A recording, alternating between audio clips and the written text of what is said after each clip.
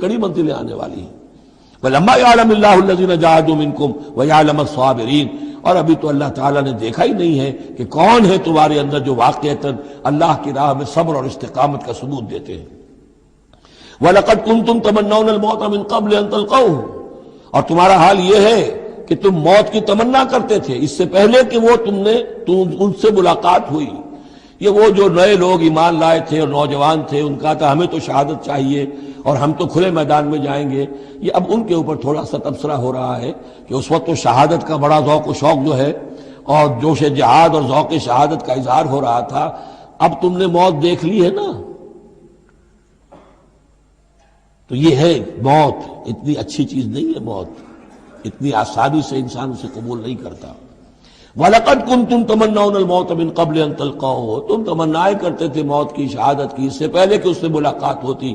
فَقَدْ رَأَيْتُمُوهُ وَأَنْتُمْ تَنْظُرُونَ، تو اب تم نے اسے دیکھ لیا ہے اپنی آنکھوں سے، نگاہوں سے موت نکلی ہے۔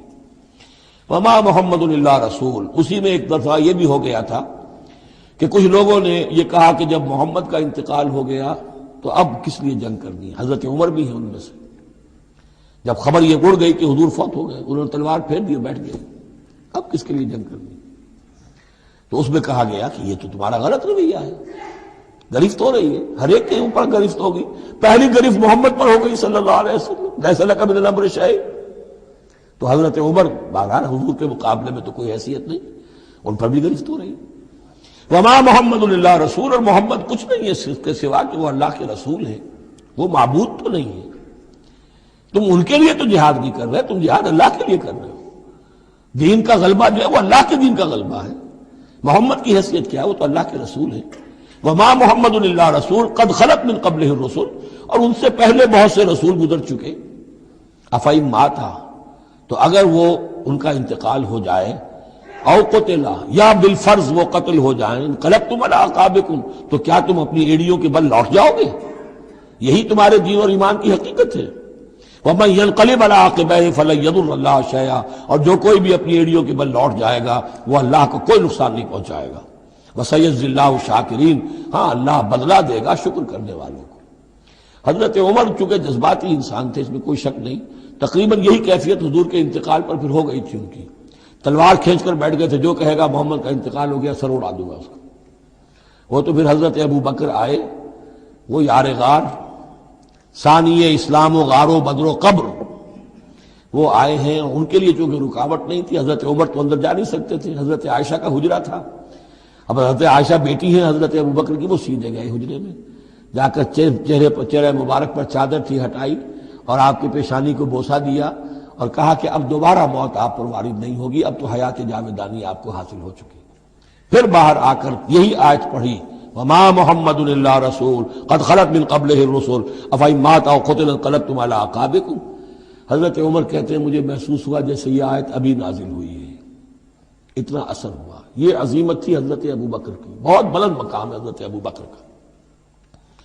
وما كان لنفس ان تموت الا باذن اللہ، اور کسی جان کے لیے یہ ممکن ہی نہیں ہے کہ وہ مر سکے، اس پر موت وارد ہو مگر اللہ کے حکم سے۔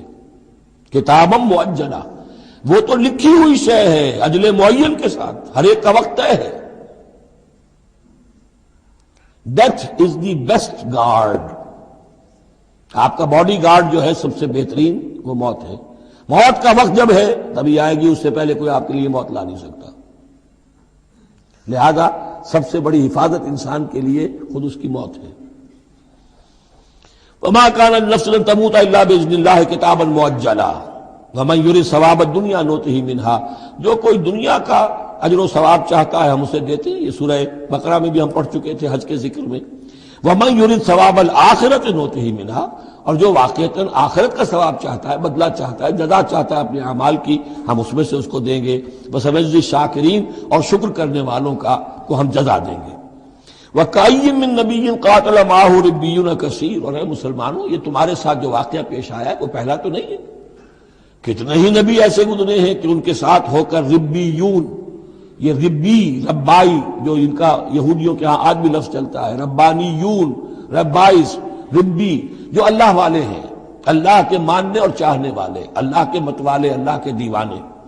کائن من نبی، کتنے ہی نبی گزرے ہیں، قاتل معہ، ان کے ساتھ ہو کر جنگ کیا، ربیون نے، کثیر، اللہ والوں نے، اللہ کے غلاموں نے، اللہ کے عاشقوں نے، فما وہنوا لما اصابہم فی سبیل اللہ، تو اللہ کی راہ میں جو بھی تکلیفیں ان پر آئیں اس میں انہوں نے جی نہیں ہارا، وما ضعفوا، نہ انہوں نے کمزوری دکھائی، وما استکانوا، نہ ہمت ہاری، واللہ یحب الصابرین، اور اللہ تعالیٰ کو ایسے صابروں ہی سے محبت ہے۔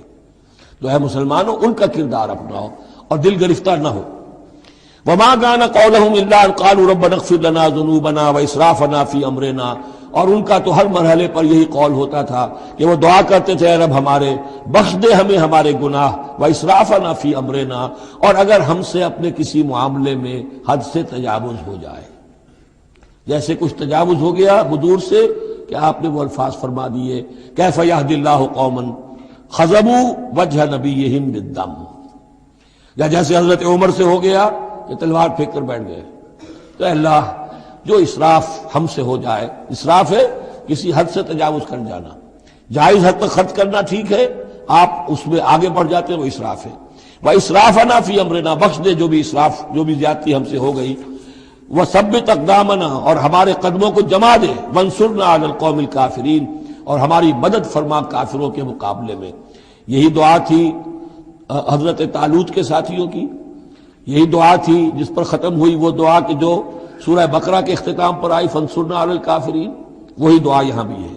فآتاہم اللہ ثواب الدنیا وحسن ثواب الآخرہ، تو ان لوگوں کو اللہ تعالیٰ نے عطا فرمایا دنیا کا ثواب بھی، دنیا میں بھی سربلندی دی، فتوحات دی، وحسن ثواب الآخرہ، اور آخرت کے ثواب کا تو بہت ہی عمدہ حصہ ان کے لیے ہے۔ واللہ یحب المحسنین، اور اللہ تعالیٰ جو ہے ایسے محسنین کو پسند کرتا ہے۔ یا ایھا الذین آمنوا ان تطیعوا الذین کفروا یردوکم علی اعقابکم، اے اہل ایمان، اگر تم ان لوگوں کا کہنا مانو گے جنہوں نے کفر کی روش اختیار کی ہے، وہ تمہیں تمہاری ایڑیوں کے بل واپس لے جائیں گے، فتنقلبوا خاسرین، اور پھر تم بالکل خسارے والے، تباہ اور برباد ہو جانے والے ہو جاؤ گے۔ بل اللہ مولاکم، تمہیں تو یہ سمجھنا چاہیے تمہارا مولا، مددگار، پشت پناہ، ساتھی، حمایتی اللہ ہے۔ وہو خیر الناصرین، اور وہی ہے کہ جو سب سے بڑھ کر مدد کرنے والا، سب سے اچھا مددگار ہے۔ سنلقی فی قلوب الذین کفروا الرعب، ہم ان قریب کافروں کے دلوں میں رعب ڈال دیں گے، بما اشرکوا باللہ، اس سبب سے کہ انہوں نے شرک کیا اللہ کے ساتھ، ما لم ینزل بہ سلطانہ، اور ایسی چیزوں کو شریک ٹھہرایا، ایسی ہستیوں کو یا چیزوں کو جس کے لیے اللہ تعالیٰ نے کوئی سند نہیں اتاری۔ ومأواہم النار وبئس مثوی الظالمین، اور اللہ ان کا ٹھکانہ جو ہے وہ جہنم ہے، اور بہت ہی برا ٹھکانہ ہے ظالموں کے لیے۔ یہ اصل میں اس آیت میں توجیہ ہو رہی ہے کہ وہ کیوں چلے گئے، جبکہ اس درجے ان کو یعنی کھلی فتح حاصل ہو چکی تھی، مسلمانوں کو ہزیمت ہو گئی، حضور اور صحابہ جو ہے انہوں نے پناہ لے لی ہے پہاڑ کے اوپر جا کر۔ خالد بن ولید کہہ بھی رہے ہیں کہ اس معاملے کو اب ختم کرنا چاہیے، روز روز کا ٹنٹا جو ہے وہ اب نہ رہے، لیکن ابو سفیان کے اندر دل میں کوئی ایسا رعب اللہ نے اس وقت ڈال دیا کہ وہاں سے وہ چلے گئے، ورنہ یہ کہ واقعتاً اس وقت صورتحال جو ہے مسلمانوں کے لیے بہت مخدوش ہو چکی تھی۔ وَلَقَدْ صَدَقَكُمُ اللَّهُ وَعْدَهُ إِذْ تَحُسُّونَهُم بِإِذْنِهِ حَتَّى إِذَا فَشِلْتُمْ وَتَنَازَعْتُمْ فِي الْأَمْرِ وَعَصَيْتُمْ مِنْ بَعْدِ مَا أَرَاكُمْ مَا تُحِبُّونَ مِنْكُمْ مَنْ يُرِيدُ الدُّنْيَا وَمِنْكُمْ مَنْ يُرِيدُ الْآخِرَةَ ثُمَّ صَرَفَكُمْ عَنْهُمْ لِيَبْتَلِيَكُمْ وَلَقَدْ عَفَا عَنْكُمْ وَاللَّهُ ذُو فَضْلٍ عَلَى الْمُؤْمِنِينَ صدق اللہ العظیم۔ پچھلی نشست میں ایک بات نامکمل رہ گئی تھی۔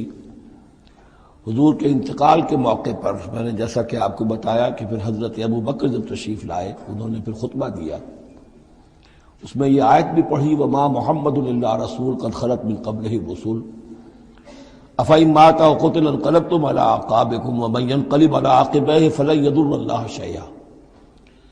لیکن اس کے ساتھ ہی پھر جو الفاظ انہوں نے خود فرمایا اپنی طرف سے، وہ بہت ہی بڑے اہم الفاظ ہیں اور بڑی جو سمجھیے کہ ہمت اور جرت کا مظہر ہے۔ من کان یعبد اللہ، من کان یعبد محمدا فإن محمدا قد مات، جو کوئی بھی بندگی کرتا تھا، پوجتا تھا محمد کی، وہ سن لے کہ محمد کا انتقال ہو گیا صلی اللہ علیہ وسلم۔ ومن کان یعبد اللہ فإن اللہ حی لا یموت، اور جو کوئی اللہ کی بندگی کرتا تھا، اللہ کو پوچھتا تھا، وہ یاد رکھے کہ اللہ تعالیٰ زندہ ہے، اس پر موت وارد نہیں ہوگی۔ فضل میں رکوع کے بعد ہم نے 3 آیتیں اور پڑھ لی تھی، قاری صاحب نے وہ ابھی تلاوت نہیں کی ہے نماز میں۔ اب ہم آگے چل رہے ہیں۔ وَلَقَدْ صَدَقَكُمُ اللَّهُ وَعْدَهُ۔ اب یہ جو عارضی شکست ہو گئی تھی اور مسلمانوں کو زخم پہنچی جس سے ان کے دل زخمی تھے، اس کے ضمن میں اب یہ بہت ہی قول فیصل کے انداز میں یہ آیت آئی ہے۔ وَلَقَدْ صَدَقَكُمُ اللَّهُ وَعْدَهُ۔ دیکھو مسلمانوں، تم ہم سے کوئی شکایت نہیں کر سکتے، اللہ نے تم سے اپنا وعدہ پورا کر دیا تھا۔ استحسونہم بإذنہ، جبکہ تم انہیں قتل کر رہے تھے اللہ کے حکم سے، تہتے کر رہے تھے، فتح ہو گئی تھی، ہمارا وعدہ پورا تھا۔ حتی اذا فشلتم وتنازعتم فی الامر وعصیتم من بعد ما اراکم ما تحبون، یہاں تک کہ جب تم ڈھیلے پڑے، یہاں ڈھیلے کا ترجمہ کچھ اور بھی کیا گیا ہے، میرے نزدیک تم نے ڈسپلن کو ڈھیلا کیا۔ نظم جو ہے، سم و طاعت، اور سم و طاعت میں ظاہر بات ہے کہ ایک ہی شخص کی اطاعت نہیں ہوتی۔ حضور صلی اللہ علیہ وسلم کی اطاعت بھی فرض تھی، اور حضور نے کسی کو امیر مقرر کیا، اس کی اطاعت بھی فرض تھی۔ آپ نے فرمایا من اطاعنی فقد اطاع اللہ، جس نے میری اطاعت کی اس نے اللہ کی اطاعت کی۔ ومن عصانی فقد عصى اللہ، جس نے میری نافرمانی کی اللہ کی نافرمانی کی۔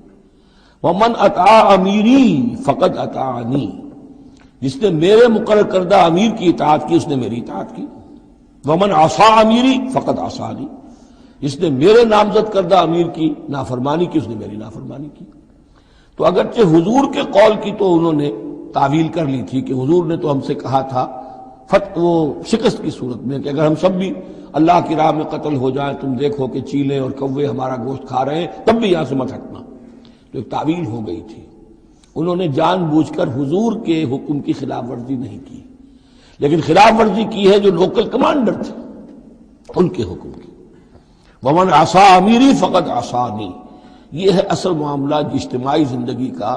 جب تک ڈسپلن جماعت نہ ہو، سم و طاعت جو ہے کسا ہوا نہ ہو، نظم جو ہے پورا نہ ہو، اب وہ درجہ بدرجہ ہوگا۔ فوج کا ایک سپہ سالار ہے، لیکن پوری فوج میں پھر کوئی داہنا بازو ہے، میسرہ ہے، میمنہ ہے، قلب ہے، پیچھے ہے، ہراول دستہ ہے، ہر ایک کا ایک کمانڈر ہے۔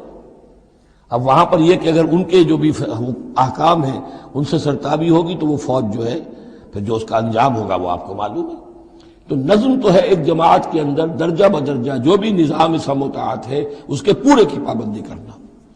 حتی اذا فشلتم، جب تم ڈھیلے پڑ گئے، وتنازعتم فی الامر، اور امر میں تم نے جھگڑا کیا، وعصیتم من بعد ما اراکم ما تحبون، اور تم نے نافرمانی کی اس کے بعد کہ تم نے وہ چیز دیکھ لی جو تمہیں محبوب ہے۔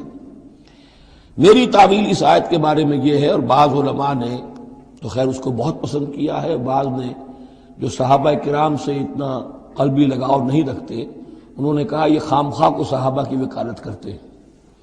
میرا یہاں پہ موقف یہ ہے کہ بعد ما اراکم ما تحبون سے مراد مال غنیمت نہیں ہے، اس لیے کہ مال غنیمت کی تقسیم کا قاعدہ جو ہے غزوہ بدر کے بعد ہو چکا تھا، چاہے کوئی شخص کچھ جمع کرے نہ کرے برابر کا حصہ اسے ملے گا۔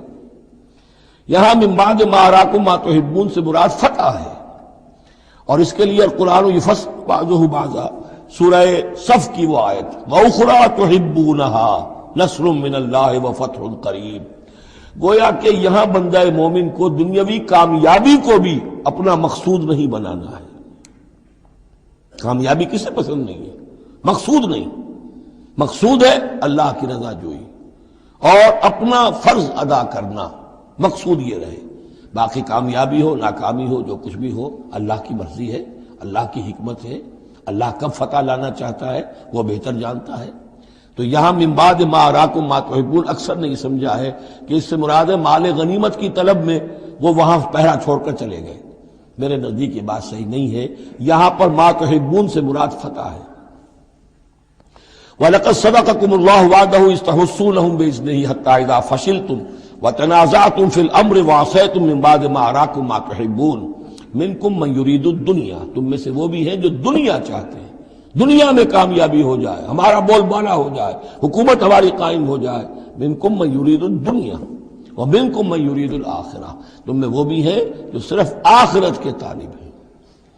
ثم صرفکم عنہم، تو گویا کہ تم ہم سے شکایت نہیں کر سکتے، کوئی شکوہ نہیں کر سکتے، لیکن جب تم نے یہ کام کیا حتی اذا فشلتم وتنازعتم فی الامر وعصیتم من بعد ما اراکم ما تحبون، اس کے بعد فرمایا ثم صرفکم عنہم لیبتلیکم، پھر اللہ نے تمہارا رخ پھیر دیا ان کی طرف سے۔ پہلے تو یہ تھا کہ وہ بھاگ رہے تھے اور تم ان کے پیچھے ان کا تعاقب کر رہے تھے، اب وہ الٹا معاملہ ہو گیا کہ اب تم پیچھے اپنی جان بچانے کے لیے ادھر ادھر جا رہے ہو۔ لیبتلیکم، تاکہ تمہیں اور ابتلا میں مبتلا کرے، امتحان اور لے تمہارا۔ وَلَقَدْ عَفَا عَنْكُمْ، لیکن ساتھ ہی معافی نامہ بھی ہے، اللہ تمہیں معاف کر چکا ہے، جو بھی خطا ہو گئی ہے، جو بھی غلطی ہو گئی ہے، کسی سے ہوئی ہے، اللہ نے معاف فرمایا۔ وَاللَّهُ ذُو فَضْلٍ عَلَى الْمُؤْمِنِينَ، اور اللہ تعالیٰ اہل ایمان کے حق میں بہت فضل والا ہے۔ اِذْ تُصْعِدُونَ وَلَا تَلْوُونَ عَلَىٰ أَحَدٍ، جبکہ تم چڑھے جا رہے تھے پہاڑ پر، کوہ احد پر جان بچانے کے لیے، وَلَا تَلْوُونَ عَلَىٰ أَحَدٍ، اور پھر کسی کی طرف مڑ کر نہیں دیکھ رہے تھے، وَالرَّسُولُ يَدْعُوكُمْ فِي أُخْرَاكُمْ، اور رسول صلی اللہ علیہ وسلم پکار رہے تھے تمہیں تمہارے پیچھے سے۔ بھگدڑ جب بن جاتی ہے تو صورت یہ ہو جاتی ہے۔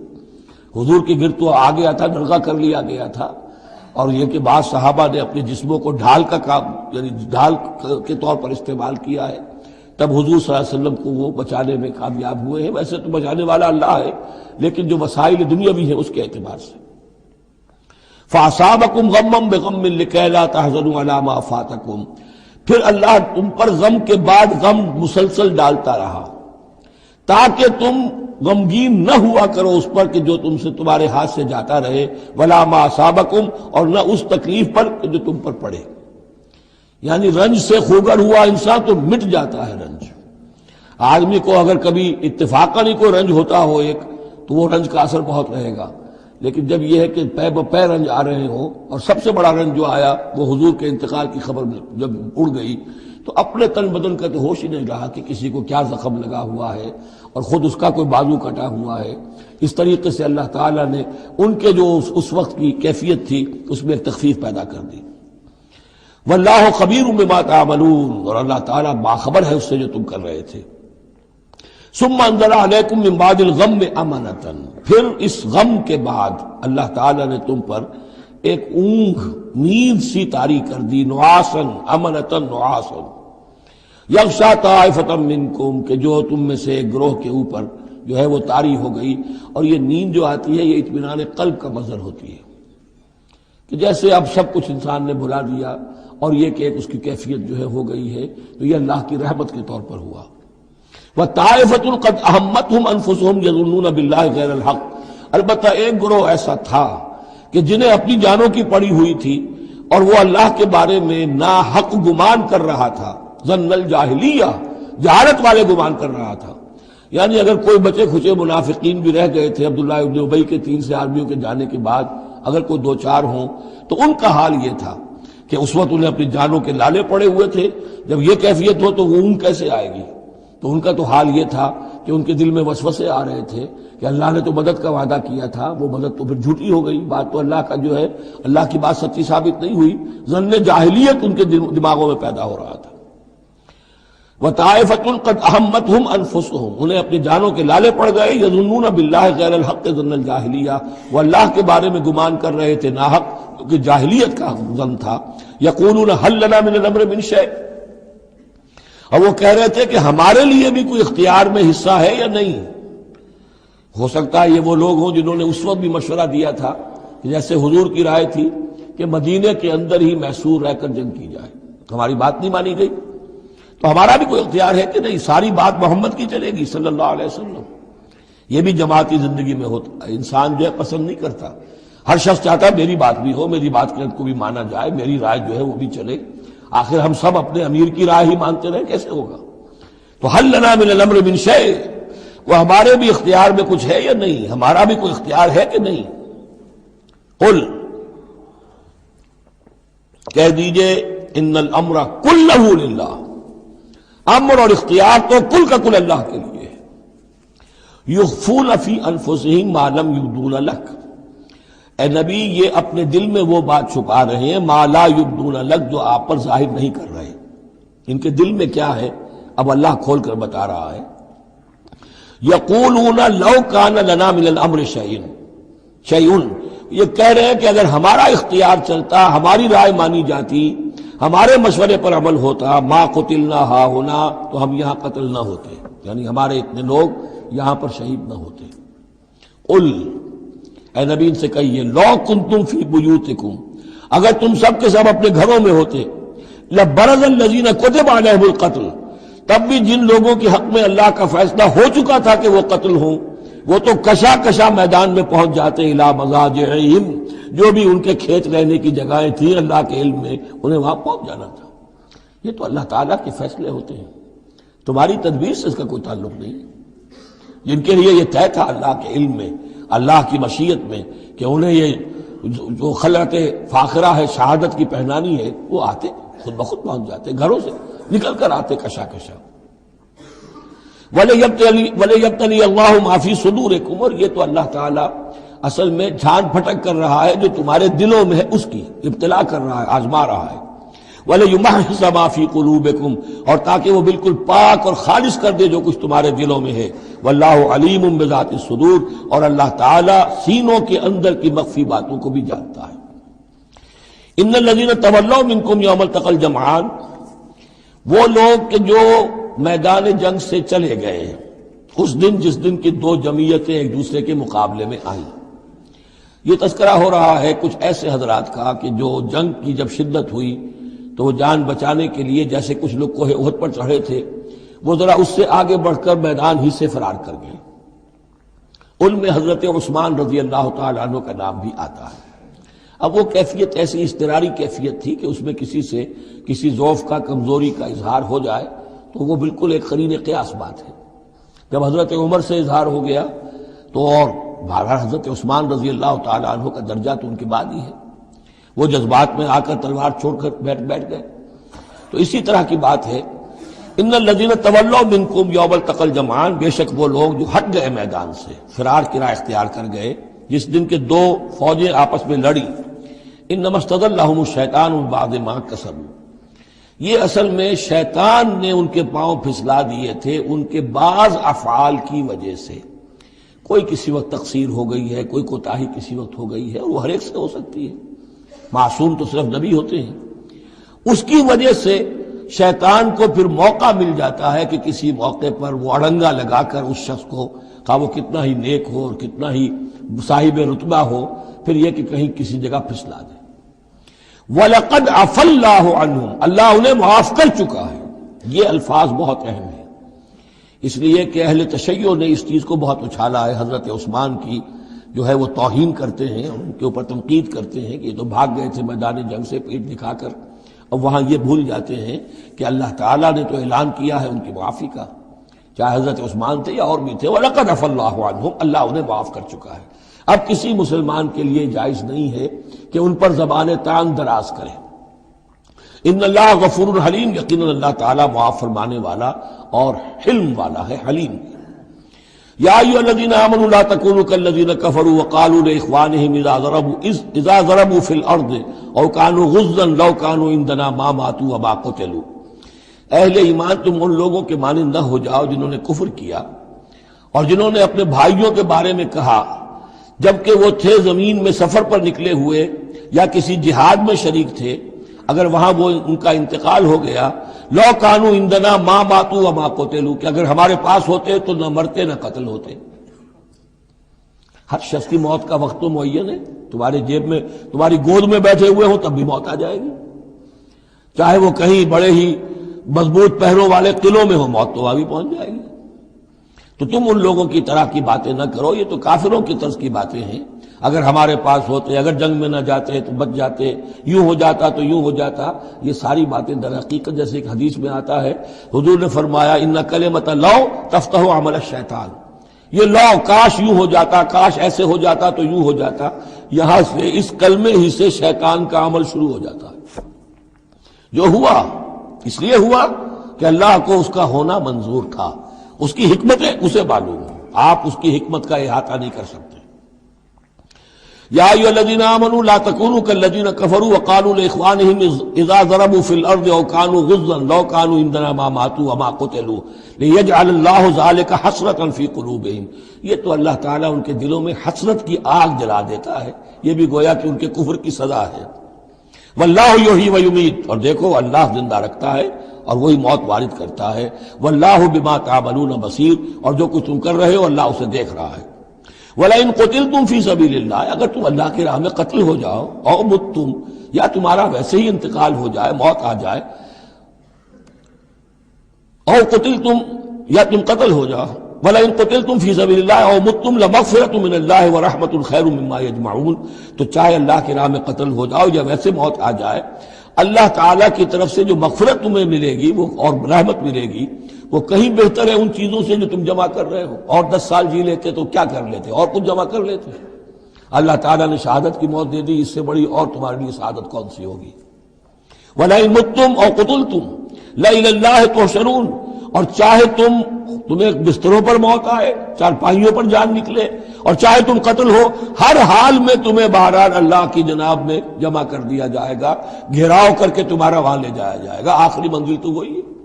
فرق کیا ہے کہ بستر پر پڑے ہوئے دم توڑ رہے ہیں یا یہ کہ میدان جنگ کے اندر شہید ہو گئے. فَبِمَا رَحْمَةٍ مِّنَ اللَّهِ لِنتَ لَهُمْ، یہ آیت بھی بڑی اہم ہے سورہ مبارکہ کی. اجتماعی زندگی، جماعتی زندگی، جو بھی امیر ہوں، صاحب امر ہوں، جن کے پاس ذمہ داریاں ہوں، ان کے تحت ان کے ساتھی ہیں. آخر وہ انسان ہیں، ان کے بھی جذبات ہیں، ان کے بھی احساسات ہیں، ان کی عزت نفس بھی ہے. ان کے ساتھ نرمی کی جانی چاہیے، سختی نہیں.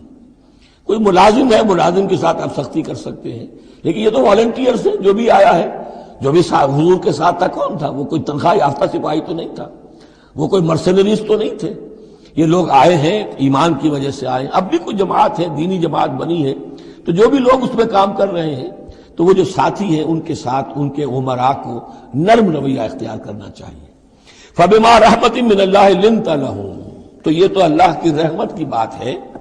اللہ کی رحمت کا مظہر ہے نبی کہ آپ ان کے حق میں بہت نرم ہیں.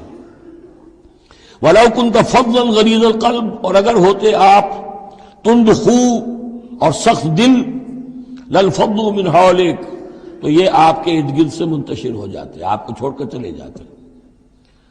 کوئی کارواں سے ٹوٹا، کوئی بدگما حرم سے، کہ امیر کارواں میں نہیں خوئے دل نوازی.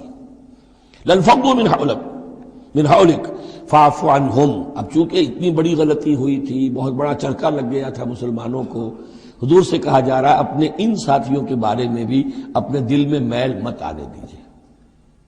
غلطی ہو گئی ہے، کوتاہی ہو گئی ہے، اللہ نے معاف کر دیا ہے. فَاعْفُ عَنْهُمْ، تو آپ بھی انہیں معاف کر دیں.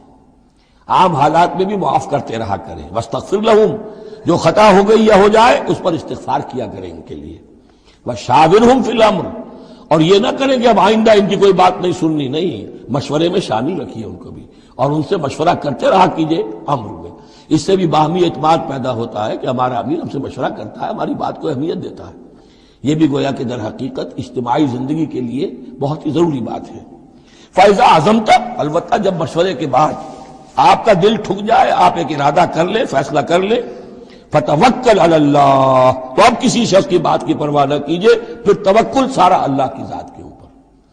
یعنی حضور نے مشورہ کیا تھا اس وقت، کچھ لوگوں کی رائے وہی تھی جو حضور کی رائے تھی، لیکن کچھ حضرات نے کہا کہ ہم تو کھلے میدان میں، ہم کاہے کو جان بچا کر بیٹھے یہاں پر، ہمیں تو شہادت کی موت چاہیے، شہادت مطلوب و مقصود مومن. تو حضور نے ان کی رعایت کی، فیصلہ کر دیا. اب جو فیصلہ حضور کا ہے اب اس پر توکل، اس لیے کہ اس کے فوراً بعد جب حضور حضرت عائشہ کے حجرے سے برآمد ہوئے ہیں تو خلاف معمول آپ نے زرہ پہنی ہوئی تھی، ہتھیار لگائے ہوئے تھے. اس سے اندازہ ہو گیا کہ معاملہ کوئی سخت ہے جو آنے والا ہے. تو پھر ان لوگوں نے کہا حضور ہم اپنی رائے واپس لیتے ہیں، جو آپ کی رائے اس پر عمل کر لیں. یہ اس کا معاملہ ہے. جب ایک فیصلہ ہو جائے تو یہ نہیں کہ اب دل میں یقین ہو جائے آدمی، ابھی ادھر ابھی ادھر، نہیں، پھر اس کے اوپر جم جائے. فَإِذَا عَزَمْتَ، جب آپ ایک فیصلہ کر لیں، فَتَوَكَّلْ عَلَى اللَّهِ، تو اللہ پر توکل کیجئے. ان اللہ یحب المتوکلین، یقیناً اللہ تعالیٰ توکل کرنے والوں کو پسند کرتا ہے. ان ینصرکم اللہ فلا غالب لکم، اے مسلمانوں دیکھو، اگر اللہ تمہاری مدد کرے گا کوئی تم پر غالب نہیں آ سکتا. وَإِن یخذلکم، اور اگر اللہ تمہاری مدد چھوڑ دے، دستکش ہو جائے، فمن ذا الذی ینصرکم من بعدہ، تو کون ہے وہ جو تمہاری مدد کرے گا اس کے بعد؟ وعلی اللہ فلیتوکل المؤمنون، پس اللہ ہی پر توکل کرنا چاہیے ایمان والوں کو۔ وما کان لنبی ان یغل، اور کسی نبی کی یہ شان نہیں ہے کہ وہ غل کرے،